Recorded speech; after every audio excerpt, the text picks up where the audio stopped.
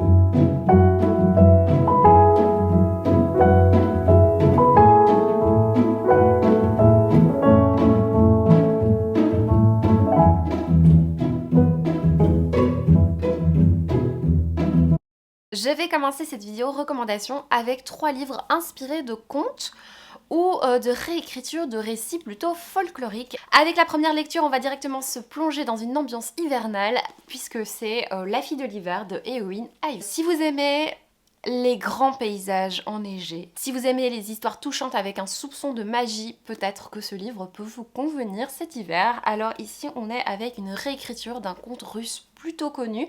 On va suivre l'histoire d'un couple qui rêve d'avoir un enfant. C'est un couple qui vit dans une petite maison en Alaska et donc ça fait un long moment qu'ils veulent avoir un enfant, mais cet enfant n'arrive pas. Ils le vivent très très difficilement. Un jour, ils vont faire un bonhomme de neige et lui mettre une petite écharpe et le lendemain matin, ce bonhomme de neige va disparaître, mais va apparaître une petite fille.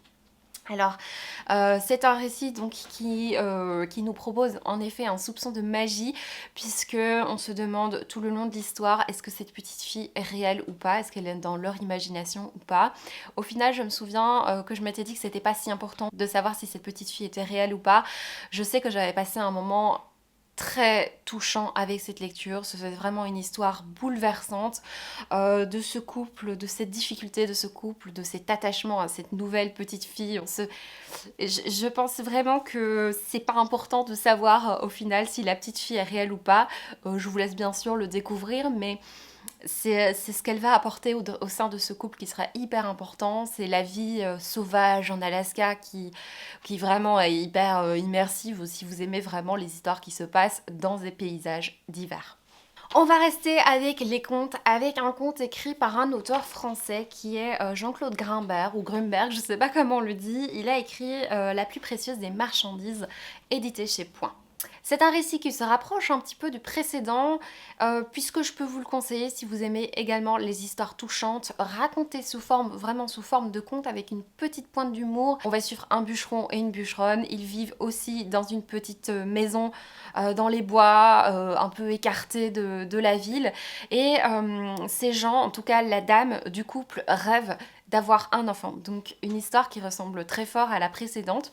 Près de là où ils habitent, ils vont construire en fait un réseau de chemin de fer et un train va régulièrement passer avec des marchandises, et c'est un train qui fait un petit peu rêver la bûcheronne, puisque elle s'attend toujours à ce que des choses, des aliments par exemple, tombent de ce train ou soient lancés de ce train, parce que bien ce bûcheron et cette bûcheronne ont vraiment très faim, et un jour de ce train va être expulsé un petit paquet, une petite marchandise que je vous laisse découvrir. C'est un livre pour lequel il faut avoir le plus de mystère possible parce qu'il est très très court, c'est bien de ne pas en savoir trop. C'est, comme je vous l'ai dit, écrit comme un conte, donc on ne sait rien sur ces personnages, même leur nom, on ne sait rien sur l'époque, on ne sait rien sur le pays, on ne sait rien sur les circonstances. Mais en fait, on devine tout parce que on arrive à lire entre les lignes de ce qui se passe vraiment. À la fin, l'auteur, on a quelques informations. Il nous donne aussi des petites pistes. C'est un livre que j'ai trouvé extrêmement touchant. Alors pour le coup, il est très très court, donc si vous n'avez pas beaucoup de temps mais que vous voulez quand même vivre une histoire vraiment très poétique, je vous le conseille. Ça se passe aussi dans la neige, hein. On est aussi avec un paysage enneigé. C'est peut-être un peu plus dramatique que le précédent. J'avais dit que cette première partie était plutôt positive, mais je vous assure que franchement, les livres que je vous présente maintenant sont plus positifs que ceux qui arrivent dans la deuxième partie. En tout cas, c'est un livre que je vous conseille vivement, avec la plume poétique et un rien humoristique de Jean-Claude Grimbert. Le troisième livre est une réécriture d'un conte d'Andersen, qui est donc La princesse au petit pois, et ce livre est une réécriture qui est plutôt connue hein, dans la booktubosphère, si j'ose dire. Il s'agit de Dore et Doreiller de Flore Vesco. C'est un livre qui est édité chez l'École des loisirs. Alors c'est un livre que j'ai lu cette année, hein, qui a été vraiment une très belle expérience de lecture, et je trouve que tout ce qui est réécriture de contes, ça convient parfaitement pour l'hiver. Bon, ça convient toute l'année, mais voilà, je trouve que pour l'hiver, ça convient bien. Moi, je ne connaissais pas du tout l'histoire de la princesse au petit pois, du coup, j'ai découvert avec grand plaisir cette réécriture. Nous sommes dans les années 1800, début des années 1800, on est dans un foyer avec une mère et ses trois filles qui sont en âge de se marier, mais qui doivent absolument trouver quelqu'un. Il se fait que un riche héritier qui a une énorme bâtisse pas trop loin de chez eux cherche justement une épouse, et il propose une drôle d'invitation. Il propose que ses prétendantes viennent dormir une nuit dans son château, et puis il décidera comme ça laquelle il épousera. Donc c'est assez particulier. La mère, elle se dit bon, il a une réputation sulfureuse, il propose quelque chose d'un peu indécent, mais en même temps il a plein de fric, et donc la mère décide que tant pis pour la réputation, ce gars, comme il a plein d'argent, ce serait bien qu'une de ses filles l'épouse. Du coup, elle va partir avec ses trois filles, et la jeune domestique, elles vont partir en carrosse, et elles vont, grâce à un subterfuge hyper intelligent, pas du tout, elle va trouver une solution pour que ses filles passent une nuit dans le château de ce monsieur. Et donc, bah voilà, je vous en dis pas plus. Et moi, c'est une lecture que j'ai beaucoup aimée. J'aime énormément les réécritures de contes, et quand c'est un conte que je connais pas, je trouve ça encore plus chouette parce qu'après, ça me donne envie de le découvrir, de voir l'histoire de base. J'ai vraiment beaucoup aimé parce que déjà, j'ai trouvé la plume de Flore Vesco très poétique. On est dans une lecture plutôt destinée à la jeunesse, plutôt young adulte. Je trouve que Flore Vesco fait beaucoup de jeux de mots, oui, de figures de style qui sont vraiment très chouettes. Il y a beaucoup de poésie dans son écriture. C'est un petit peu le point commun entre les trois livres que je vous présente là. J'ai aimé aussi les petites doses de glauque, alors pas glauque, mais de choses un petit peu morbides qu'elle va utiliser de temps en temps, un petit peu sordides, des toutes petites choses, hein, un tout petit peu sordides qu'il peut y avoir dans cette histoire. J'ai énormément aimé cette réécriture de conte et je pense vraiment qu'elle peut convenir pour cette période de l'hiver. Ensuite, j'ai envie de vous présenter un livre pour vous partager un petit peu de magie de Noël. Alors si vous voyez cette vidéo avant Noël et que vous avez encore l'occasion de le lire, je pense que ça peut être une super chouette lecture. Et si vous aimez bien lire des livres de Noël après la période, donc même après le 25, enfin Noël c'est pas que le 25, si vous aimez bien lire des livres de Noël après coup, je pense que ce livre pourra parfaitement prolonger cette magie de Noël, puisque un de mes livres de Noël préférés, je parle ici de romance de Noël préférée, c'est Christmas Actually de Johanna Bolury. Alors je vous ai déjà beaucoup parlé, surtout en vlog, du fait que je cherche toujours des romances de Noël qui ne soient pas problématiques, qui proposent une chouette ambiance de Noël avec oui, que rien ne me dérange en fait dans ma lecture, hein, c'est quand même important. Et j'ai du mal à trouver, franchement, les dernières années, j'avais toujours lu des livres qui m'avaient déçue. Cette année, franchement, ça va. Franchement, je lis des lectures de Noël qui me plaisent plutôt bien, mais n'arrivent quand même pas à la cheville de Johanna Bolury qui nous propose ici Christmas Actually avec cette jolie couverture. Pour vous faire ce résumé, je vais juste vous demander si vous avez des enfants dans les parages qui risquent d'entendre cette vidéo, ça va peut-être pas bien se passer, donc si vous voyez ce que je veux dire. Donc dans ce livre, on va suivre Nick, qui est un jeune garçon qui vient de perdre son emploi. Il va être obligé de se déguiser donc en Père Noël et donc de travailler dans une galerie commerçante, donc pour les jours de Noël. Et donc il y a tous des enfants qui viennent, qui leur demandent « Ah Père Noël, j'ai envie de recevoir ça, etc. » Et un jour, il y a un petit garçon de 4 ans qui va arriver et qui va dire « Moi, mon vœu pour Noël, c'est que ma maman soit à nouveau heureuse et... qu'elle cesse de pleurer son mari disparu. » Et du coup, Nick, il est hyper touché par la demande de ce petit garçon et il sait que son meilleur ami est célibataire et donc il décide d'organiser un rendez-vous entre son meilleur ami et cette jeune femme. Alors, c'est un livre qui est donc une romance de Noël. Je pense que quand je vous ai dit le résumé, vous avez compris ce qui va se passer. C'est un peu la base des romances de Noël, on sait très bien ce qui va se passer et on aime ça. Et vraiment, c'est une lecture de Noël que j'ai trouvée très différente de celle que j'ai pu lire. J'ai beaucoup aimé le développement de cette histoire, la rencontre entre cette jeune Sarah et l'ami en question, mais aussi la rencontre entre Sarah et Nick. J'ai vraiment beaucoup aimé cette histoire. Alors bien sûr, moi j'ai pas toujours une très très bonne mémoire, donc je peux pas vous donner plus d'informations sur cette lecture, si ce n'est que j'ai passé un super moment, que j'ai trouvé ça extrêmement touchant, qu'on avait vraiment cette belle ambiance de Noël, qu'on avait une histoire différente de tout ce qu'on peut trouver, que ce soit dans les films de Noël, les romances de Noël qu'on a sur Netflix, sur TF1, sur tout ça. C'est très différent, je trouve. J'avais pas encore vu cette histoire, parce que c'est un peu toujours la même chose, hein. J'aime particulièrement ce que fait Johanna Bolury avec ses romances de Noël, puisque on a des personnages toujours très attachants, très bien construits, je trouve, et surtout ça apporte tout ce qu'on attend d'une romance de Noël.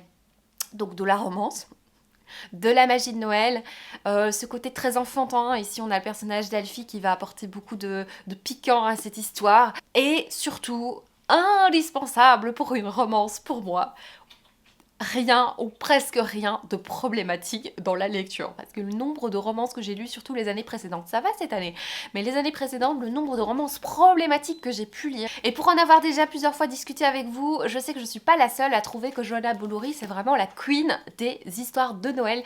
Et si vous ne voulez pas lire celui-là, je peux vous conseiller aussi son premier qui est Comment ne pas faire pitié à Noël quand on est célibataire, qui a été une vraie surprise il y a 2-3 ans.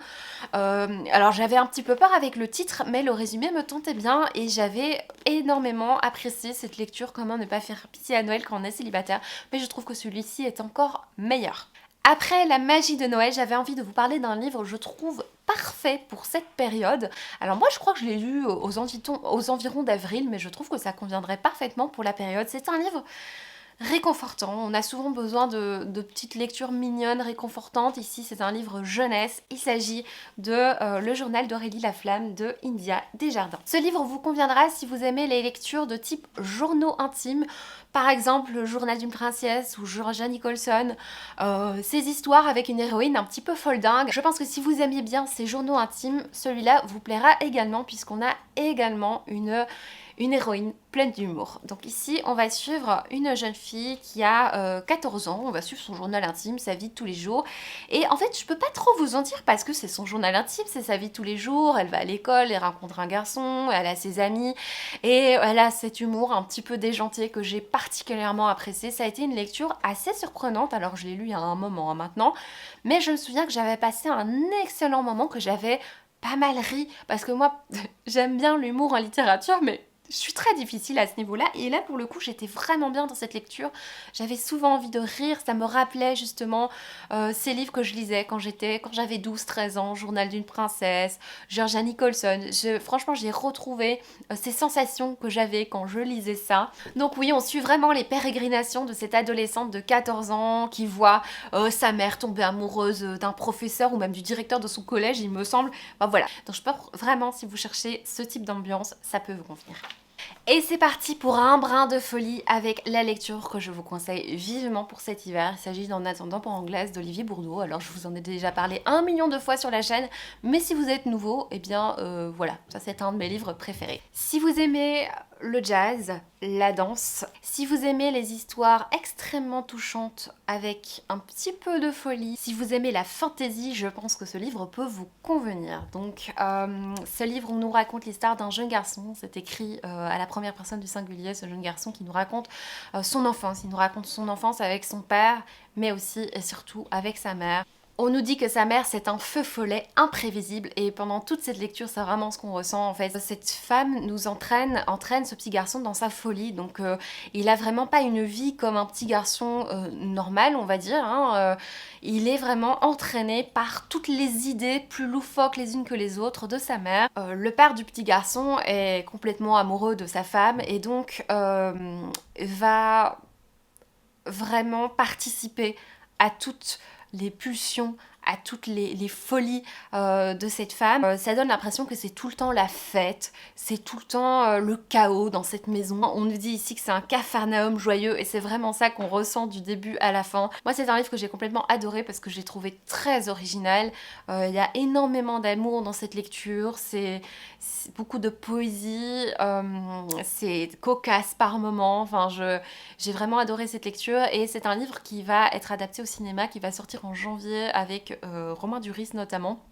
Et il me semble Virginie Efira et j'ai hâte et en même temps très peur de voir cette adaptation parce que ce livre je l'ai tellement aimé, je l'ai lu qu'une fois, j'ai envie de le relire et en même temps j'ai un petit peu peur, mais j'ai tellement peur de cette adaptation, de ce qu'ils vont faire de ce livre parce que c'est difficile de retransmettre, c'est difficile même d'en parler, vous l'avez compris.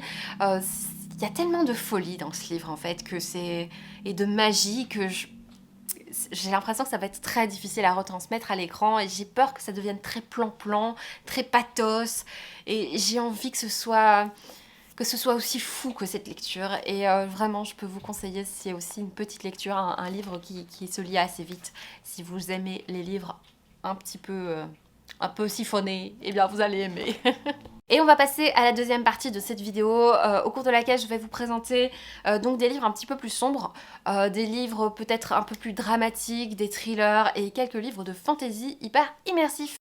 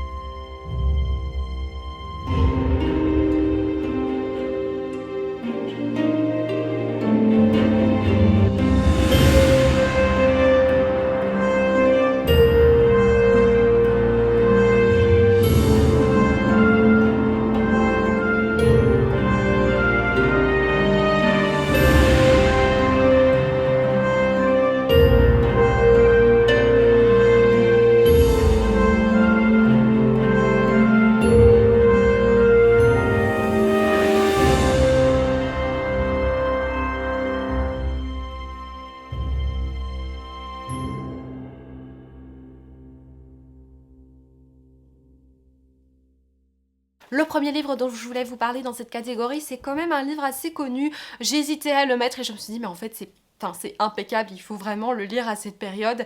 Il s'agit d'Esprit d'hiver de Laura Kasischke. Si vous aimez bien les livres où il ne se passe pas grand chose, mais où on ressent une très grande tension entre les personnages, si vous aimez bien le côté très psychologique des relations mère-fille, si vous aimez bien les ambiances un peu confinées parce que ça se passe dans une maison, je pense que ce livre peut vous convenir. Donc on va suivre l'histoire d'une petite famille, donc on a un couple et une jeune fille, c'est la veille de Noël, le père est parti chercher les invités et la mère se retrouve seule avec la fille et on sent qu'il y a énormément de tension entre ces deux personnages et en fait je peux pas vous en dire beaucoup plus. C'est du Laura Kasischke, c'est pas mon préféré de l'autrice, mais je trouve qu'il convient tellement pour la période que j'avais vraiment envie de vous le montrer. C'est un livre, comme souvent avec Laura Kasischke, qui nous propose une poésie un petit peu morbide, des métaphores très noires, très sombres dans le choix de ses phrases. Il y a toujours quelque chose d'assez fatal. C'est marrant, c'est vraiment ce que j'aime bien dans son écriture. Donc il y a énormément une énorme tension psychologique dans cette lecture. Il se passe pas énormément de choses, mais si vous voulez un petit thriller, un rien angoissant, je pense que ça peut vraiment vous convenir. Ensuite, on va faire un petit voyage en Laponie avec un thriller qui est Aurora Borealis de Nicolas Feuze. Alors si vous aimez bien les thrillers donc qui se passent dans le froid avec des retournements de situation qui décoiffent, je pense qu'ils peuvent vous convenir. Alors ici, on est avec l'histoire d'une petite famille qui va se rendre en Laponie pour les vacances et bien sûr, il va se passer quelque chose. Au fur et à mesure de l'histoire, on a des petits chapitres assez courts qui nous font rencontrer deux personnages, qui sont une confrontation entre deux personnages, avec notamment un des deux personnages qui demande tout le temps que s'est-il passé en Laponie. Donc on a un grand suspense parce qu'on a hâte de savoir ce qui s'est passé en Laponie. Alors moi c'est un livre que j'ai beaucoup aimé parce que déjà je trouve qu'il retransmet extrêmement bien l'ambiance, ce froid. On ressentait très très fort ce froid.